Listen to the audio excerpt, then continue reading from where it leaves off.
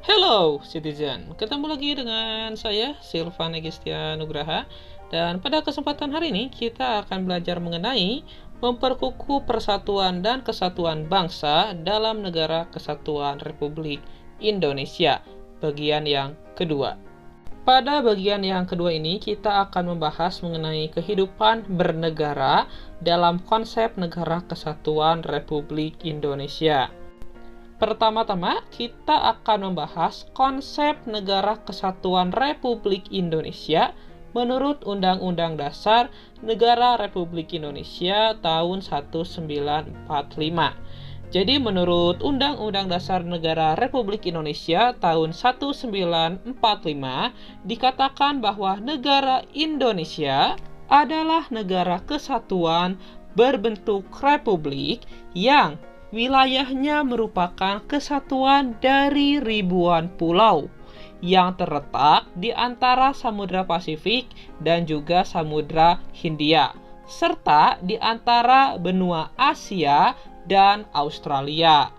Hal ini dituangkan dalam 5 pasal dalam Undang-Undang Dasar kita, yaitu pasal 1 ayat 1, pasal 18 ayat 1, pasal 18B ayat 2, pasal 25A, dan pasal 37 ayat 5. Kita akan bahas salah satu pasal. Pasal 1 ayat 1 itu berbunyi, negara Indonesia ialah negara kesatuan yang berbentuk republik. Pasal ini dirumuskan oleh Panitia Persiapan Kemerdekaan Indonesia. Proses perumusan serta pelaksanaan sidang PPKI tersebut sudah dibuatkan materi sebelumnya. Bagi yang penasaran bisa melihat playlist materi PPKN SMP. Oke, kita lanjutkan. Seperti yang telah kita ketahui bahwa Undang-Undang Dasar yang disahkan oleh PPKI telah beberapa kali mengalami perubahan atau amandemen. Namun, kita tetap mempertahankan bentuk negara kita sebagai negara kesatuan.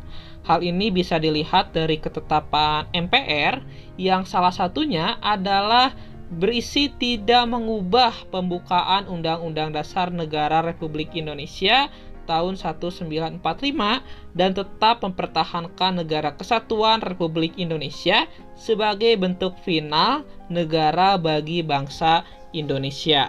Hal ini dipertegas dalam alinea keempat dari pembukaan Undang-Undang Dasar Negara Republik Indonesia tahun 1945. Jadi itulah konsep NKRI menurut Undang-Undang Dasar Negara Republik Indonesia tahun 1945.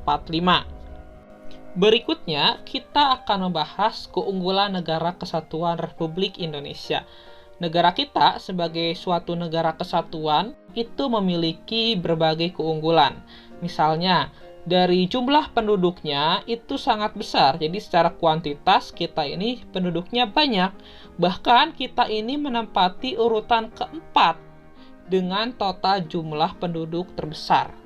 Secara jumlah kita ini hanya kalah dari RRC atau Tiongkok, India, dan juga Amerika Serikat. Nah, tinggal bagaimana cara kita mengelola jumlah penduduk yang banyak ini supaya bukan hanya unggul secara kuantitas, tapi juga secara kualitas, sehingga nantinya bisa berbakti atau berguna bagi kepentingan bangsa Indonesia.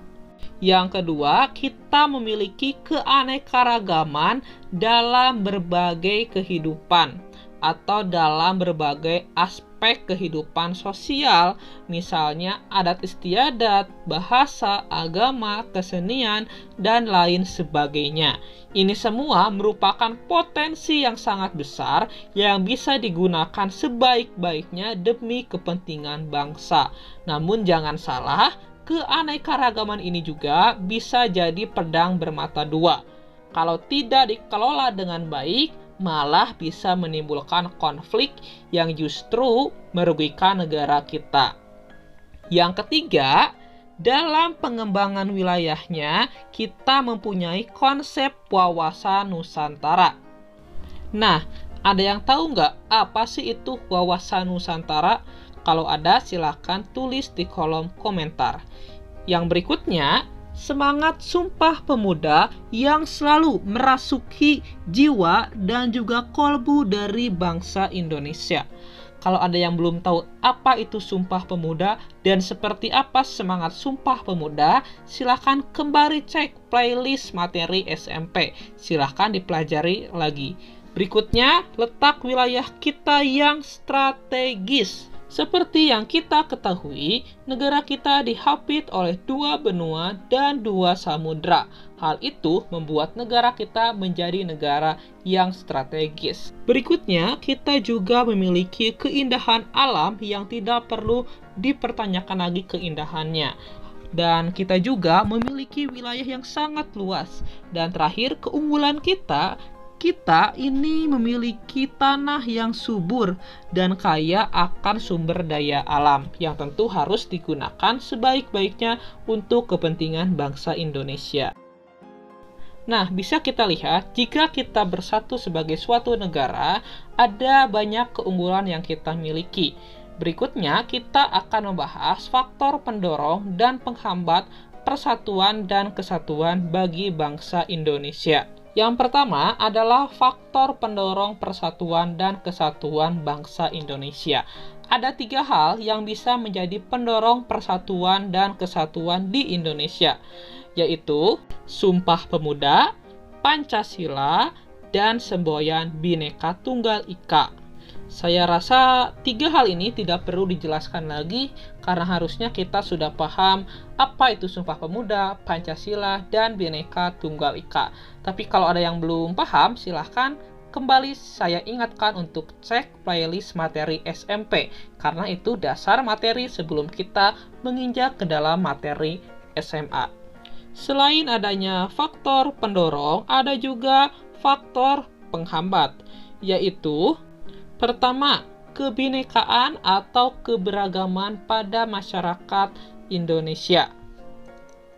Seperti yang telah saya jelaskan di awal, keberagaman Indonesia merupakan potensi yang baik bagi Indonesia, namun bisa juga menjadi pedang bermata dua yang justru memberikan kerugian bagi Indonesia jika tidak dikelola dengan baik, yaitu apa? Munculnya konflik dan lain sebagainya.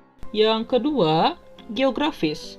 Wilayah Indonesia yang terdiri dari pulau-pulau dan juga kepulauan memiliki karakteristik yang berbeda-beda. Kondisi ini dapat menjadi atau dapat memperlemah persatuan dan juga kesatuan dari bangsa Indonesia apabila ketimpangan dan ketidakmerataan pembangunan tidak dapat kita atasi bersama. Berikutnya ada etnosentrisme, yaitu sikap yang menonjolkan kelebihan-kelebihan budayanya sendiri dan menganggap rendah budaya lain. Ini bisa memicu perpecahan. Dan berikutnya, melemahnya nilai kebudayaan bangsa Indonesia. Nilai-nilai budaya bangsa bisa melemah jika kita tidak bisa menjaganya. Menjaga dari apa? Menjaga dari pengaruh-pengaruh negatif dari kebudayaan lain. Dan terakhir, pembangunan tidak merata. Jika pembangunan di Indonesia ini tetap terpusat di wilayah-wilayah tertentu saja, dapat menimbulkan kesenjangan dalam berbagai bidang. Hal ini dapat menimbulkan perpecahan di bangsa Indonesia. Menjaga keutuhan negara Indonesia merupakan salah satu kewajiban dari setiap warga negara Indonesia. Nah, bagaimana cara untuk menjaga keutuhan tersebut? Yaitu dengan mengamalkan nilai-nilai Pancasila dalam kehidupan kita sehari-hari, baik di lingkungan rumah, sekolah, dan juga masyarakat. Saya yakin kita semua sudah tahu apa saja nilai Pancasila dan bagaimana seharusnya penerapannya. Karena itu tidak akan saya bahas lagi. Oke, citizen, cukup sampai sekian. Kalau kalian ada pertanyaan, silahkan tulis di kolom komentar. Kalau kalian suka video ini, silahkan di like. Kalau nggak suka, di dislike saja. Saya Silvan Gistian. Terima kasih.